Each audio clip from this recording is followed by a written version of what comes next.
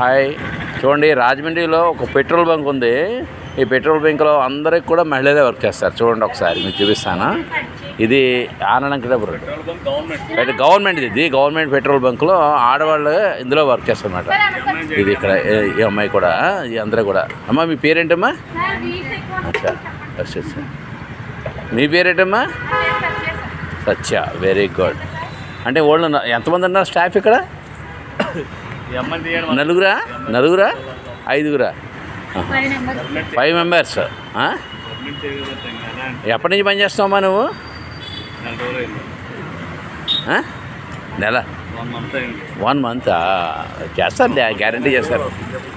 ఇది only Indian oil bunk. ఈ బంకులో ఏంటంటే మొత్తం అందరూ కూడా లేడీస్. అంటే ఎందుకు మనం ఇక్కడ స్పెషల్ చేస్తామంటే మహిళా సాధికారత కోసం అన్నమాట.